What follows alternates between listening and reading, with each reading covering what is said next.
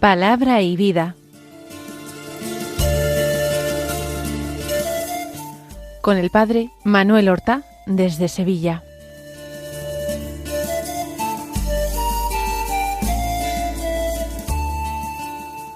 En el nombre del Padre, y del Hijo, y del Espíritu Santo. Amén. Alabados sean Jesús y María. Muy buenos días, queridos amigos, oyentes de Radio María y seguidores del programa Palabra y Vida. Hoy es el martes de la sexta semana de Pascua, un martes que es 7 de mayo. Algunos dicen que son cristianos y devotos de María, pero casi ese añadido sobraría. Si uno es cristiano, si ama a Cristo de verdad, tendría que ser necesariamente devoto de María. El dar culto a la Santísima Virgen, el profesarle devoción, amor, es absolutamente consustancial al cristianismo, porque es la voluntad de Dios la de asociar a María al misterio de la redención, en convertirla en corredentora con Cristo, no porque ella obre la redención, sino porque se asocia por gracia a ese acto de redención y se identifica totalmente con su Hijo, se identifica con la víctima, con el Cordero de Dios que quita el pecado del mundo, y es tan grande, tan inimaginable para nosotros la identificación de María con el Cordero de Dios que quita el pecado del mundo, que podemos darle ese título de corredentora, aunque quizás a algunos les moleste pensando que quitamos algo al hecho certísimo de que Cristo es el único Salvador de los hombres. Claro que Cristo es el único Salvador de los hombres, pero Él ha querido asociar a su madre al hecho de la redención, al sacrificio de la redención. Por tanto, para alcanzar esas gracias que nos vienen del sacrificio de Cristo, nosotros acudimos a María, porque ella al pie de la cruz se convierte en nuestra madre, en la madre de todos los redimidos por la sangre de su Hijo, y ejerce una función maternal. Jesús dice: ahí tienes a tu madre, y madre es la que da vida. Si la vida es Cristo, si Cristo es camino, verdad y vida, quiere decir que ha concedido a su madre el poder, la gracia de comunicar, de transmitir al alma de cada cristiano las gracias que Cristo alcanzó en la cruz. Es imposible, mis hermanos, ser cristiano y no ser devotísimo de la Santísima Virgen María. Se puede ser devoto de tal santo o de tal otro. Puede ser que nosotros nos identifiquemos mucho con ciertos santos, le tengamos particular cariño, afecto, procuremos imitarlos, les demos culto especial cuando llega su fiesta. En cambio, otros santos, pues sus vidas nos parecen más alejadas de nosotros, no nos llaman tanto la atención, no tenemos tanta amistad con ellos. Aceptamos esa declaración infalible de nuestra Madre la Iglesia cuando los proclamó modelos de evangelio encarnado, cuando los canonizó. Pero puede ser que no los tomemos como santos protectores y particularmente amigos. Pero eso no se puede hacer con María. Con María no se puede decir le voy a tener devoción, le voy a dar más o menos culto. La devoción y el culto a la Santísima Virgen María es algo de estricta necesidad para salvarse. Es estrictamente obligatorio.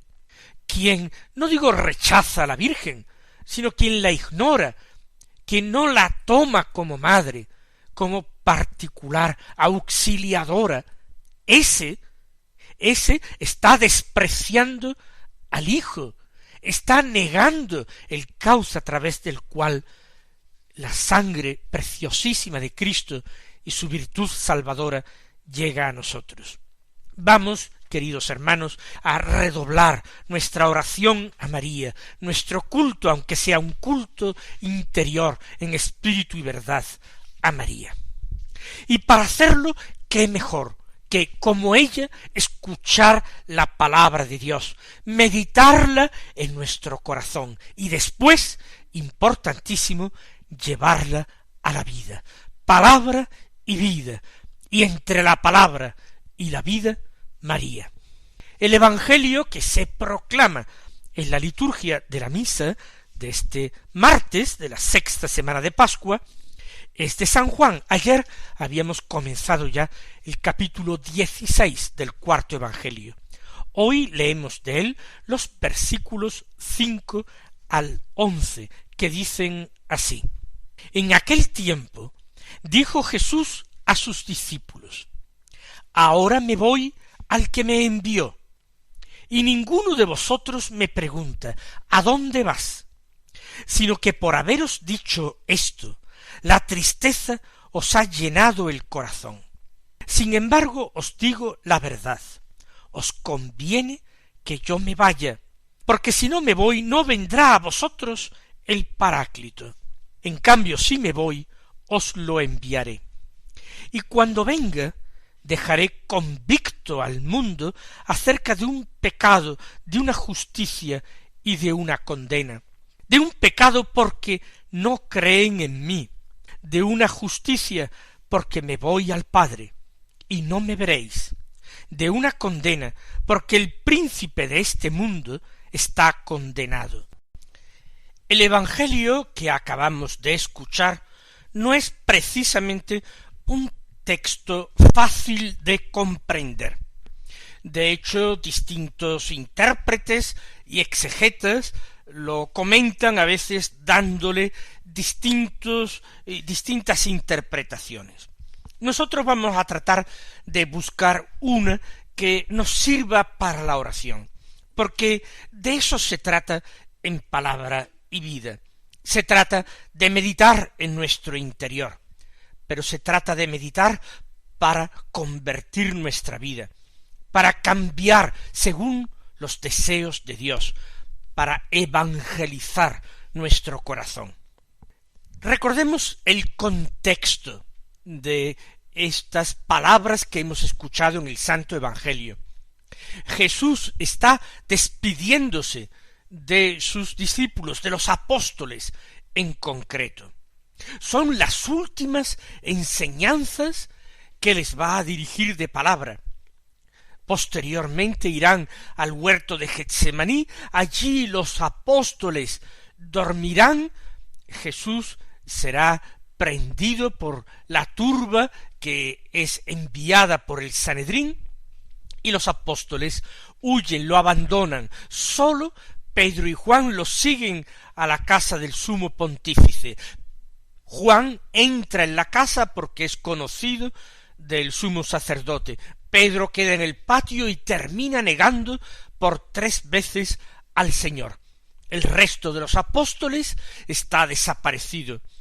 En el Calvario, aparte de la Santísima Virgen María y las mujeres, entre ellas varias seguramente de sus parientes, y María Magdalena, que era discípula pero también está en el Calvario, sólo Juan está allí, acompañando a María.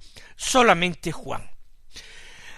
Es una noche cargada de sentimientos fuertes. Hay alegría y gozo, pero también hay una honda pena y una profunda preocupación por lo que va a suceder. Los apóstoles han captado este clima, saben que algo va a pasar, algo importante. Ven al Señor particularmente serio, emocionado. Y en este contexto Jesús les dice: ahora me voy al que me envió. Por supuesto, el Señor se está refiriendo a su muerte y a su resurrección, al misterio pascual. En la resurrección de Jesús, su humanidad, inseparablemente unida al Verbo de Dios, a la persona del Hijo, su humanidad va a quedar glorificada, y así glorificada va a ser asumida en la Trinidad. Va a quedarse para siempre esa humanidad glorificada en el seno mismo de la Trinidad, porque está indisolublemente, inseparablemente unida a la persona del Verbo. Me voy al que me envió, me voy a Dios, me voy al Padre, que es el que me envió. Pero sigue diciendo el Señor, y ninguno de vosotros me pregunta, ¿a dónde vas? Jesús está hablando ya de su partida, que es inminente, pero los apóstoles están llenos de tristeza. Jesús les ha anunciado al menos por 3 veces su pasión y su muerte. Ha anunciado también su resurrección. Pero los apóstoles no quieren entender, no quieren ver, no quieren aceptar una realidad que les parece demasiado dolorosa, que les parece absolutamente inaceptable. ¿Cómo preguntarle a Jesús ¿a dónde vas? Los apóstoles nunca le habían preguntado en los días del seguimiento por Galilea y también por Samaria, por Judea. Nunca le habían preguntado ¿a dónde vas? Se habían limitado a seguirle. Por seguirle habían abandonado todo lo que tenían, habían abandonado sus casas, habían abandonado sus oficios, sus trabajos, sus familias, habían abandonado su vida. Recuerden cómo Pedro, en nombre de los apóstoles, tras el episodio del joven rico, le había dicho a Jesús, y nosotros, que lo hemos dejado todo por seguirte, ¿qué vamos a recibir?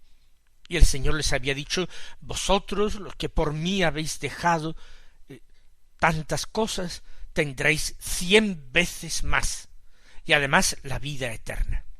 Eso les había dejado satisfechos, pero insisto en esta idea, ellos nunca le habían preguntado ¿a dónde vas? Se habían limitado a seguirle. Sin embargo, Jesús está planteando que Él se va, pero los apóstoles se quedan.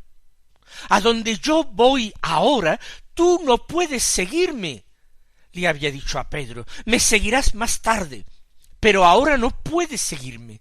¿Qué sentido tiene entonces la vida de los apóstoles que han dejado tanto y ahora se ven frustrados en la determinación esencial de sus vidas, que era seguir a Jesús? ¿Cómo ahora le podrían preguntar ¿a dónde vas? ¿Para qué preguntarle a dónde vas si tú no vas a permitir que nosotros te sigamos? Al menos que te sigamos ahora. El Señor dice, sino que por haberos dicho esto, la tristeza os ha llenado el corazón. Efectivamente, los apóstoles no pueden tener una visión completa del misterio pascual. Su mirada no puede ir tan lejos como la de Jesús. Ellos todavía no están iluminados por los resplandores del Espíritu Santo. No es el gozo el que predomina ante el anuncio de una separación, sino una honda tristeza. Lo ha captado el Señor, lo sabe perfectamente el Señor. Porque os he dicho esto, la tristeza os ha llenado el corazón. ¿Cómo podría ser de otra manera? El único consuelo que Jesús puede ofrecerles es ir revelando poco a poco la grandiosidad del plan de Dios, la santidad de Dios que se manifiesta en este plan de amor y de redención, para ellos y para todos los hombres. Por eso Jesús se queja de que ellos no le pregunten ¿a dónde vas? Ninguno de vosotros me lo pregunta. La tristeza es lo que ha empezado a dominar vuestra vida. Y un cristiano, cualquier cristiano, nosotros que escuchamos estas palabras del Evangelio, Tenemos que estar atentos para que no nos ocurra lo mismo. Nunca podemos permitir, al menos de una manera consciente, que la tristeza invada de nuestro corazón. Porque el Señor, con su muerte y con su resurrección, nos ofrece la esperanza más grande, más total, más absoluta, incluso en los asuntos humanos, porque sabemos que todo lo que acontece por permisión de Dios. Más aún, forma parte del plan de Dios, que es un plan de salvación para nosotros. Todo lo que sucede para el bien de los elegidos. Lo afirma taxativamente San Pablo, todo para el bien de los elegidos. Tenemos que tener esa visión providencialista de la vida, del mundo, de los acontecimientos de la historia. Todo es para el bien de los elegidos. El misterio pascual a nosotros nos ha salvado, nos ha redimido, ha dado sentido a nuestras vidas.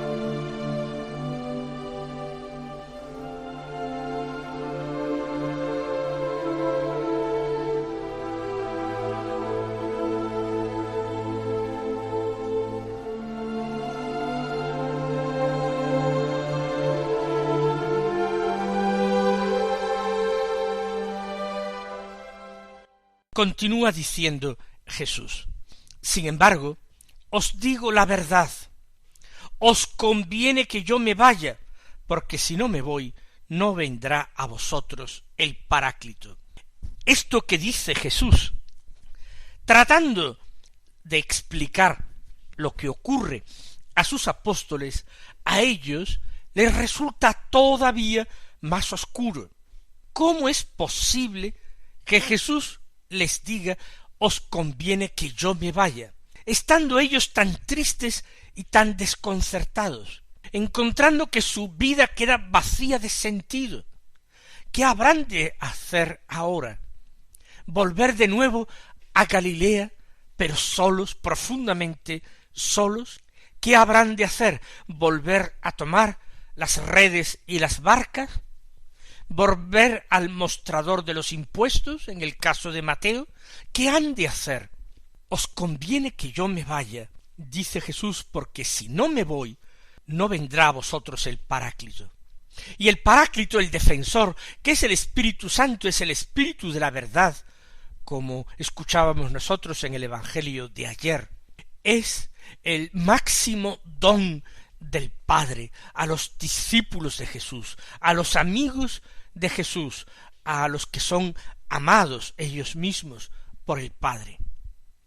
Y el Paráclito vendrá a ruegos de Jesús al Padre, a consecuencia de la victoria, del triunfo de Cristo sobre el pecado y sobre la muerte. Estando ese pecado y esa muerte vencidas, el Espíritu mismo de Dios podrá venir a habitar en los hombres. No digo ya entre los hombres, sino he dicho con toda intención en los hombres, a habitar en sus corazones, convirtiendo a los hombres en verdaderos templos santos, en moradas de Dios. Os conviene que yo me vaya. En el plan de Dios estaba previsto esto. Jesús va al Padre, entra en la gloria triunfante para suplicar el envío del Espíritu Santo de junto al Padre a los suyos. Si yo no me voy, no vendrá a vosotros el Paráclito, porque no se habrá obrado la redención de los hombres. La redención de los hombres pasaba por la muerte del Salvador, por la entrega de su vida en la cruz. Sólo Cristo, triunfante, podrá alcanzar a los hombres algo que él ya poseía por naturaleza. La humanidad de Cristo era templo del Espíritu Santo. Insisto, la humanidad de Cristo era templo perfectísimo del Espíritu Santo. Y eso había quedado reflejado de una manera plástica para que los hombres lo entendieran, lo asimilaran en el episodio del bautismo de Jesús. Cuando algunos pudieron ver de manera sensible ese descenso del Espíritu en forma de paloma sobre las aguas del Jordán para posarse encima del Señor. Continúa diciendo Jesús: en cambio, si me voy, os lo enviaré.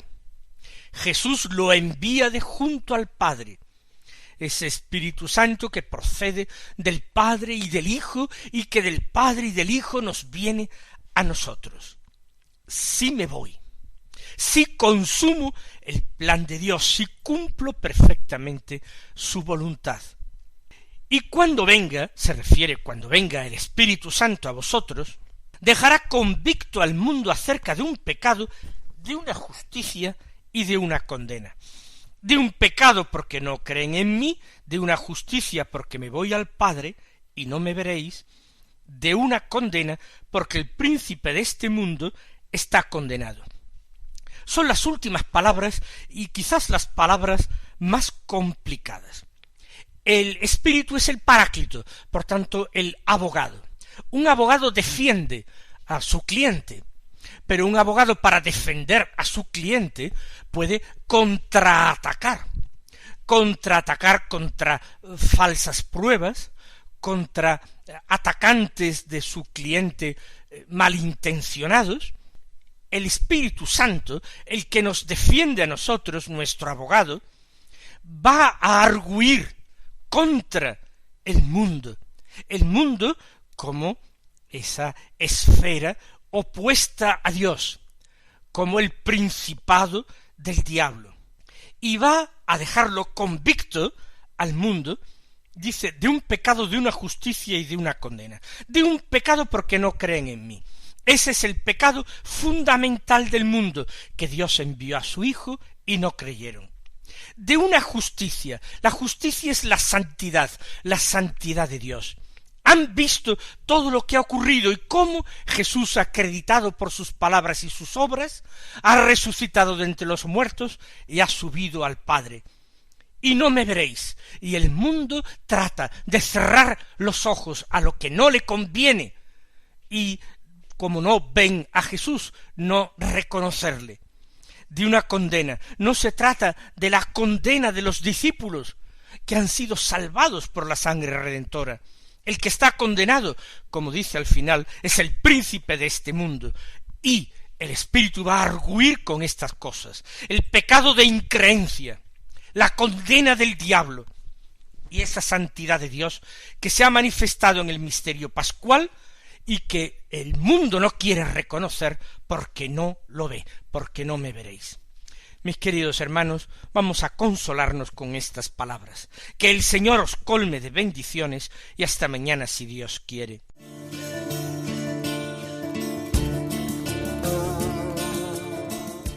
Han escuchado en Radio María Palabra y Vida, un programa que dirige el Padre Manuel Horta.